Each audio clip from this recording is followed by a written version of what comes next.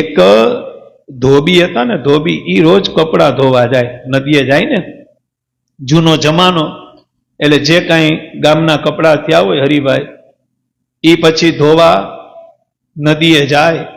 અને ત્યારે તમને ખબર હોય તો ગધેડાનો ઉપયોગ કરતા. કેનો ઉપયોગ કરતા? અને આજે તમે આમ બનાસકાંઠામાં જાઓ ને, આમ ભાભર ને દિયોદર ને એ બાજુ મેં ઘણી વખત આમ ગધેડા ઉપર સામાન મૂકી અને લઈ જતા હોય ને, આ બધા અમુક ઉંમરવાળા બેઠા છે કનુ બાપા, એની દર્શન કર્યા છે કે ગધેડા ઉપર બધા બે બાજુ રાખીને ગધેડાને હલવે. એટલે આ ધોબી બે બાજુ કપડા મૂકીને નદીએ ગધેડાને લઈ જાય. ત્યાં કપડા રોજ ધોવે, કપડા ધોવે છે ને પછી ગધેડાને નવડાવે. કોણ? પછી ઓલા પથ્થર, ખબર છે આપણે નાના હતા તે આપણા મમ્મી હોય આપણે આમ ઘઉંતા મેલ થઈ જતો, ઓલું સીપરું લઈને, ઠીકરું લઈને, હા હરિભાઈ ઠીકરું લઈને આમ ગહે, ભલે બળતરા થાય પણ મેલ વયો જાય.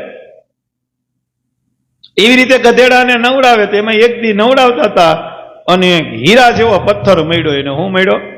હીરા જેવો પથ્થર મળ્યો ને એવો ચમકતો હતો. તો એને એમ થયું કે પથ્થર બહુ સારો છે, આવો પથ્થર તો મેં કોઈ દી જોયો નથી. ઓરિજિનલ હીરો હતો. હું હતો પણ ધોબીને ખબર નહોતી કે ઓરિજિનલ હીરો છે. એને તો પથ્થર સમજી એક દોરો લાવે અને ગધેડાને ડોકે બાંધી દીધો. ક્યાં બાંધી દીધો? ગધેડાને ડોકે બાંધી દીધો. અને પછી રોજ લઈને નીકળે. 2 દી 3 દી 4 દી ત્યાં ગામમાં એક સોની મહાજનની દુકાન હતી. સોની મહાજનની નજર એ ગધેડાના ડોક ઉપર પડીને ડોકમાં જે હીરો હતો એની ઉપર પડી અને હોની સમજી ગયો કે ઓહો, આ તો કરોડ રૂપિયાનો હીરો છે, કરોડ રૂપિયાનો. અને આને ગધેડાને ડોકે બાંધ્યો. પણ આને નહીં ખબર હોય, પણ હોની મહાજન હતો ને એ બહુ હોશિયાર હતો. એ કે અત્યારે કઈ બોલાવીને વાત નથી કરવી, બાકી ભાવ ખાય. એને ખબર જ હતી કે આ અત્યારે નદીએ જાય છે. અને ઓલો નદીએ કપડા ધોતો તો ઈ હીરાથી ગધેડાને નવડાવતો હતો ને હીરો ચમકતો હતો. અને ન્યા હોની મહાજન ગયા. ત્યાં તો ધોબી કીધું આવો આવો નગર શેઠ, આ બાજુ નદીએ. ત્યારે હોની મહાજને કીધું કે મને એમ થયું ગામમાં નદી છે તો કેટલું પાણી છે જોતા. અરે બહુ પાણી, નીર પાણી છે, નાવું છે તમારે? જો અહીંયા ઊંડું નથી, ઓલી બાજુ ઊંડું છે ને. તો કે નહીં નાનું. હા ભાઈ ધોબી આવજે, જય શ્રી કૃષ્ણ. જાતા એને તો જે વાત કરવાની હતી કરવાની જ હતી. અને હોની મહાજનની નજર ગધેડાના ડોકના હીરા ઉપર તો હતી જ. અને કીધું આ પથ્થર બહુ સારો હોય કે હીરો નો બોલ્યો. એ કે પથ્થર બહુ સારો. તો કે હા, એ કે મેં મારી જિંદગીમાં આવો ચમકતો પથ્થર ન જોયો છે, મને બહુ ગમ્યો. એટલે મેં ગધેડાને ડોકે બાંધ નાખ્યો. એટલે હું છે નીકળે નહીં. હોની મહાજને કીધું કે મને આવા ચમકદાર પથ્થર બહુ ગમે, મને આપને. હવે અન્ય માંગ્યું એટલે ધોબીને એમ થયું કે હવે માંગે જ છે. અને હું કાયમી કહું છું, રાજા રાજી થાય ને ત્યારે 5 કિલો રીંગણા નો મગાય. રાજા રાજી થાય ને ત્યારે 5 કિલો રીંગણા નો મગાય. 50 વીઘાનું ખેતર મંગાય, એમાં રીંગણા વવાય, પોતે ખવાય, ગામને ખવડાવાય, રાજાને ખવડાવાય અને આજુબાજુના ગામમાં ખવડાવાય. રાજા રાજી થાય ત્યારે 5 કિલો રીંગણા માંગે ને તો મૂર્ખ કહેવાય. અને ધોબી કીધું ના રે ના, મારા ગધેડાને બહુ સારો લાગે છે. અરે હોની મહાજન કે ભાઈ મને દે ને, આવા પથ્થર તો તારે કાયમી આવતા હોય, કદાચ તારે વાપરવાના જોતા હોય તો આપું. એટલું બોલ્યા. એટલે ધોબી કીધું બોલો. તો કે 2 રૂપિયા થાય. 2 રૂપિયા કેટલા? એ સમયે 2 રૂપિયા એટલે અત્યારના 2000 થાય. એટલે આન્ય કીધું લે ને ભાઈ 2 રૂપિયા બહુ ભાવ ખાસો તું તો આ પથ્થરના. અને આ તો 2 માં રાજી થઈ ગયો. અને ઓલો દુકાને આવ્યો.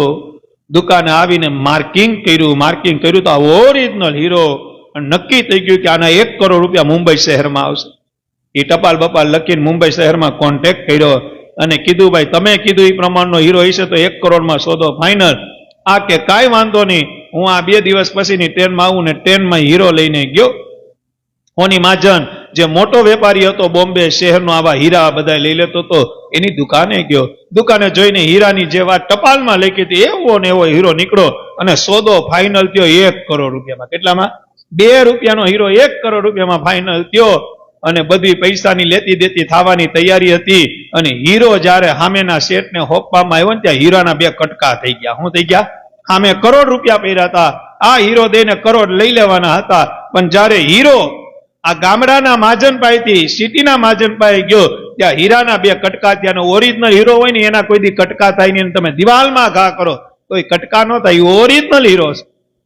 પણ આ તો વિના આઈડે વિના પૈડે બે કટકા થયા, બે કટકા થયા એટલે બે મહાજન બોલ્યા કે ઓરિજિનલ હીરો કોઈ દી તૂટે નહીં. ત્યારે હીરાએ જવાબ આપ્યો કે સાંભળ મહાજન, ધોબીને તો ખબર જ નહોતી, ધોબીના મનમાં તો હું પથ્થર જ હતો, ભલે ગધેડાની ડોકે બાંધ્યો કારણ કે એને ખબર જ નહોતી કે મારી કિંમત શું છે, પણ તને તો ખબર હતી ને, તે મારી કિંમત હું કરવા 2 રૂપિયા લગાડી. સમજણ પડી?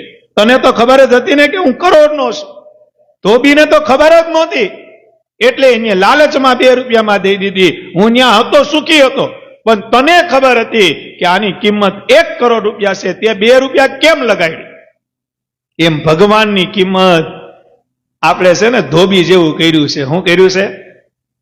ભજન કરીએ છીએ, ભગવાનને પ્રાર્થના કરીએ છીએ, ભગવાનની અરજી કરીએ છીએ, ઉત્સવ સમયમાં આવીએ છીએ, સભા સત્સંગમાં આવીએ છીએ, અને દુઃખ આવે પછી ક્યાં જઈને મોઢું મારીએ છીએ ને એ ખબર રહેતું